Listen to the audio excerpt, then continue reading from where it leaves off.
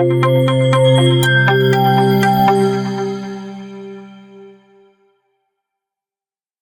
a todos, me presento, soy la doctora Magalí Gobo, actual directora del Consejo de Cardiología Nuclear de la SAC. Me acompaña la doctora Susana Lapresa, quien es cardióloga y médica nuclear, actual directora de la carrera especialista en medicina nuclear de la UBA. Es médica staff del Servicio de Cardiología y Medicina Nuclear del Hospital Marie Curie. Y bueno, estamos acá reunidas para hablar acerca de cómo fue el desarrollo de la cardiología nuclear. Bueno, Susana, contanos cómo fueron tus inicios y cómo fue el desarrollo histórico de la medicina y la cardiología nuclear desde sus inicios hasta el presente. Bueno, te agradezco a la Sociedad de Cardiología y a vos, Magalí, este interview en el cual vamos a charlar un ratito. La investigación nuclear empieza en la Argentina correspondería a la segunda, la época, diríamos la segunda parte de la Segunda Guerra Mundial, o sea, en 1950. Más o menos. Ahí es cuando se crea la Comisión Nacional de Energía Atómica y esta comisión, los objetivos eran promover y controlar el uso de material radiactivo. El primer isótopo que se utilizó fue el yodo para pacientes con bocio endémico. Eso fue muy importante y podemos decir que ahí se inició la carrera de medicina nuclear, que es una carrera que estudia sistemas, aparatos y que tiene una orientación, diríamos, transversal con respecto a las demás especialidades. O sea, muchas especialidades utilizan la medicina nuclear fundamentalmente para el diagnóstico, el tratamiento y la investigación. Si vamos a hablar de la cardiología en particular, empezó el desarrollo realmente en la década del 70, cuando acá en la Argentina llegaron las primeras cámaras. Y ahí lo que primero se hacían eran los radiocardiogramas. Radiocardiograma, que utiliza tecnesio, como todos sabemos, evalúa volúmenes. A través de esos volúmenes, fracción de eyección, función ventricular. Según lo que expresa del CICIAN en el libro de Braunwald, que para nosotros es nuestra Biblia, no es una metodología que no se basa en suposiciones geométricas y además no es operador dependiente, así que es un buen método para evaluar la función ventricular. Los resultados se caracterizan porque tienen mucha precisión y eso es un dato significativo a la hora de evaluar esa función en pacientes oncológicos que van a recibir o recibieron quimioterapia, radioterapia. Cuando hablamos, o sea, eso más o menos empezó en la década del 70. En la década del 80 ya empezamos a utilizar como agentes de perfusión el talio como cloruro, un buen isótopo, pero había que importarlo. Entonces traía bastantes problemas. Por lo tanto, en la década ya del 90 comenzamos a usar el tecnesio Zestamib, que lo usamos hasta el día de hoy. Pero es interesante porque de acuerdo a los programas que nos van introduciendo en las distintas cámaras, cada vez se pueden hacer más cosas. O sea, actualmente no solamente estudiamos la perfusión, que es muy importante a nivel de la cardiopatía isquémica, sino también la función ventricular. Y hoy estamos pudiendo utilizar esa metodología para determinar el sincronismo ventricular, que es un tema también muy importante desde el punto de vista electrofisiológico. Estos estudios usan bajas dosis, eso hay que aclararlo. En las cámaras nuevas son bajas dosis y los estudios se hacen en tiempos cortos, o sea, realmente esto es interesante. Y hoy se convirtió todo el tema de la cardiología nuclear en un gran porcentaje de la demanda que tienen los servicios, tanto públicos como privados. Están en el orden del 50%, en algunos casos 60%. O sea que son métodos para evaluar muy importantes. Bien.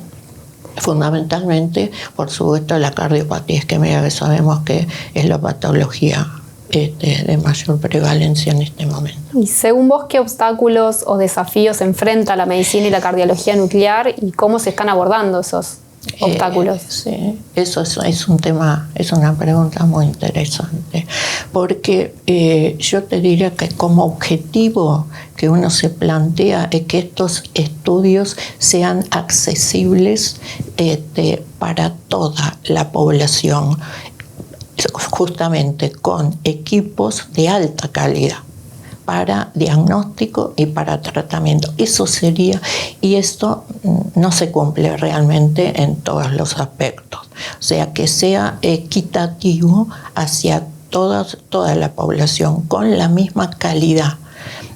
Hubo, a partir del 2003, acá en la Argentina se lanzaron planes nacionales de medicina nuclear. Hay que ver que eso fue un recurso para mejorar la situación.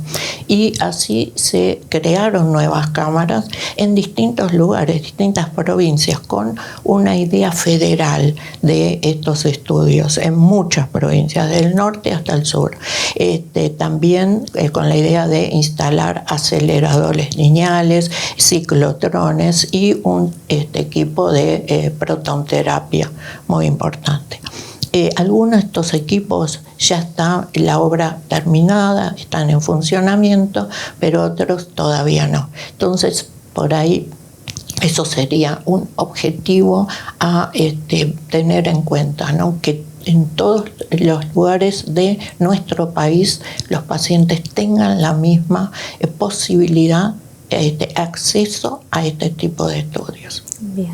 Y según vos, ¿qué innovaciones fueron las más trascendentales, las más significativas en nuestra especialidad y cómo crees que influyó en la práctica clínica diaria? Los adelantos en este último tiempo fueron muy importantes. Tal es así, porque eso hay que señalarlo, que cambió la denominación. Antes llamábamos medicina nuclear, hoy es medicina nuclear e imágenes moleculares.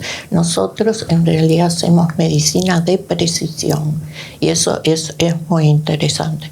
Por otro lado, lo que está emergiendo de todo esto son los equipos híbridos y eso también es interesante. Híbridos, por ejemplo, bueno, el PET, vamos a citar algunos ejemplos, el PET y resonancia ya se instaló, creo que es uno de los primeros de Sudamérica, en FUESMEN, que es la Fundación Escuela de Medicina Nuclear, un PET con resonancia. Eso va a ser muy importante porque nos brinda sensibilidad, especificidad en las imágenes.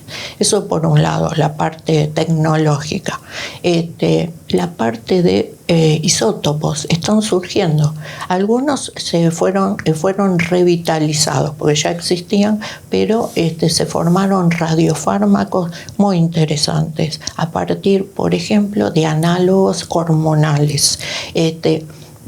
Muy útil en la oncología, seguramente. Pero de ahí nosotros aprovechamos algunas cosas.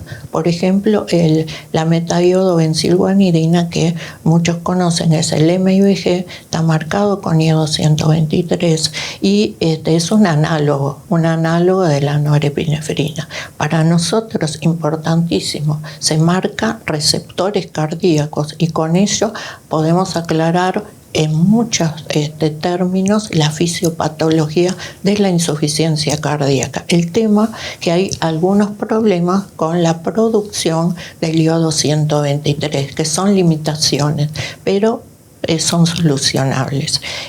Por otro lado, hay que preparar al personal. y el personal, sea tanto médico como técnico. Son, o sea, es complejo también preparar gente que esté preparada para manejar esta tecnología.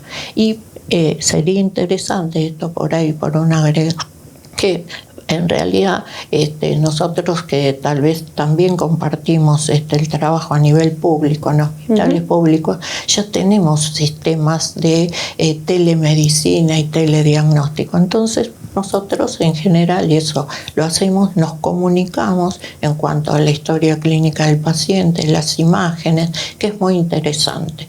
Así que yo te diría así, qué sé yo, cuando uno piensa en este tema, que la medicina nuclear llegó para mejorar nuestra calidad de vida y en algunos aspectos para curarla, pero necesitamos universalidad para que todos estén dispuestos a recibir estudios, tanto diagnósticos como tratamientos de alta calidad. Bien. Y por último, Susana, ¿qué perspectiva tenés para el futuro, digamos, en cuanto a las innovaciones, las nuevas herramientas que hay, la inteligencia artificial? ¿Qué pensás que cómo pueden transformar el método? Y yo creo que en cierta forma algo ya se está viendo, porque cuando nosotros por ahí, es muy, o sea, no es, por supuesto, hay muchos trabajos que realizar, pero cuando nosotros, por ejemplo, hacemos la cuantificación, ¿no?, de los defectos que podemos observar en una perfusión miocárdica, nos valemos de datos que se encuentran dentro del programa, que por supuesto han sido recabados de ciertas poblaciones. O sea, en cierta forma estamos estudiando, pero por supuesto que esto va a cambiar la historia para nuestra especialidad. Ya está cambiando, pero pienso que bueno, para las futuras generaciones va a ser muy importante. Tenemos muchas expectativas, ¿no? Todo esto, te digo que hubo mucha gente que trabajó en esto, mucha gente que trabajó incansablemente, que logró adelantos, esfuerzos. Por ejemplo, en algunos centros, esto no lo comenté, pero sería interesante, hay equipos ya instalados de cámaras de estado sólido, como la CZT, que permite llegar a la evaluación de la reserva del flujo coronario, algo que me parece muy interesante. No todos estamos en condiciones de poder manejar esos datos, pero sería la idea no generalizar. Pero te digo, hay mucha gente que está trabajando. Yo citaría a uno de ellos que en representación de todo el resto, que es el doctor Osvaldo Mazzoli, que para mí es un maestro de maestros. Bueno, coincidimos todos. Bueno, Susana, te agradezco este aporte, esta entrevista. Sin duda creo que la cardiología nuclear está creciendo, no solo, como dijiste, por las nuevas cámaras, sino también por los nuevos radiotrazadores que estamos utilizando, el campo que se abrió también en el diagnóstico de la amiloidosis cardíaca, que volvimos a reflotar viejos métodos. Sin embargo, bueno, creo que esto recién empieza, que vamos a tener, que somos una especialidad que está en constante crecimiento, con nuevos descubrimientos, y ojalá que, bueno, que pueda extenderse y que mucha más gente se interese por nuestra amada subespecialidad. Te agradezco tu participación y bueno, nos estamos viendo.